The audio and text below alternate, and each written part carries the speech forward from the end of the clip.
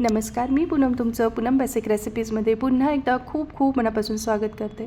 तर सध्या आपण टिफिन स्पेशल रेसिपींची सीरीज चालू केली आहे। त्यातली 6वी रेसिपी म्हणजे आज आपण कुरकुरीत कारले कसे बनवायचे ते बघणार आहोत। अगदी 2-3 दिवस ठेवले तरी खराब होत नाही। तुम्ही ही प्रवासामध्ये सुद्धा घेऊन जाऊ शकतात। चला तर मग वेळ न घालवता झटपट रेसिपीला सुरुवात करूयात। त्यासाठी वजनी पाव किलो मी इथे कारले घेतले, जे स्वच्छ धुवून पुसून मागचं पुढचं देठ काढून असे पातळ गोल गोल काप करून घेतले आहे। शक्य तितक्या यातल्या बिया आपल्याला काढून टाकायच्या आहे। निब्बर आणि जाड बिया असतील तर आवर्जून काढा, नाहीतर त्या खाताना चांगल्या लागत नाही, कारण आपण एक कुरकुरीत कारलं बनवत आहोत। आता आहे ना काय करायचं, याला 1 चमचा इतकं आहे ना मीठ लावून घ्यायचं आहे आणि 15 ते 20 मिनिटांसाठी ही कारली आपल्याला बाजूला रेस्ट करायला ठेवून द्यायचं आहे। व्यवस्थित कारल्याला हे मीठ लावून घेऊयात। एक 15 ते 20 मिनिटं झाली आहे बघा। आता शक्य तितकं यातलं आहे ना पाणी आपल्याला हाताने पिळून काढून टाकायचं आहे, किंवा तुम्ही ही स्टेप स्किप केली तरीही चालेल, डायरेक्ट भाजी करायला घेतली ना तरीही चालेल। पण अशा प्रकारे ना यातलं थोडंसं आहे ना कारल्याचं कडू पाणी काढून टाकलं तर घरातील लहान मुलं आहे ना अगदी आवडीने ही कारल्याची भाजी खातात।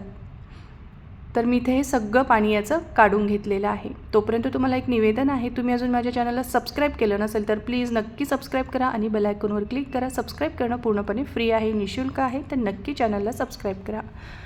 आता आहे ना इथे महत्त्वाची टीप आहे, एक तर पसरट कढई किंवा असा पसरट पॅन घ्यायचा आहे भाजी करताना, म्हणजे आपले कारले सगळीकडून व्यवस्थित कुरकुरीत तळले जातात किंवा परतवले जातात। त्यासाठी 3 चमचे मी या ठिकाणी पॅनमध्ये तेल घेतलं आहे। तेल गरम झालं की पाव चमचा मोहरी, पाव चमचा जिरे आणि 1 मोठा चमचा भरून ठेचून घेतलेला लसूण टाकायचा आहे। लसूण हलकासा रंग बदलू द्यायचा आहे, खूप जास्त नाही बघा। लगेचच यामध्ये ना चिमूटभर आपण हळद घालून घेणार आहोत आणि जे कारले आपण तयार करून घेतलेले आहे आता ते टाकूयात आणि गॅसची फ्लेम लो करायची आहे। हे कारले करताना बघा खूप जास्त घाई करायची नाही आहे, मंद आचेवरच आपल्याला हे परतवत राहायचे आहे।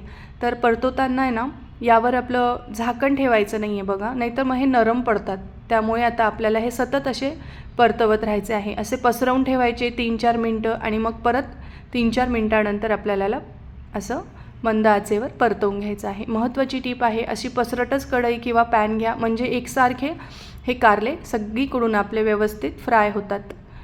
एक बघा मस्त इथे त्यांना रंग आला आहे, कुरकुरीत झाल्यासारखे दिसत आहे आणि असा गोल्डन रंग आलेला आहे, इतपत ते आपल्याला परतवून घ्यायचे आहे।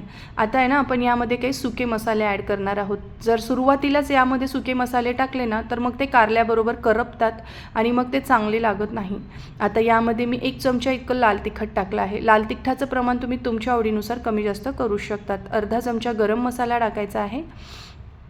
आता मीठ मात्र बेताचं टाकायचं आहे, कारण आपण आधीही मीठ घातलेलं आहे। त्यानंतर 3 मोठे चमचे इतकं भाजून घेतलेला तिळाचा कूट मी यामध्ये टाकला आहे। हवं तर तुम्ही शेंगदाण्याचा कूट टाकू शकता, कारळ्याचाही कूट टाकू शकतात, पण एकदा तिळाचा कूट टाकून तुम्ही आवर्जून करून बघा, खूप छान लागतात।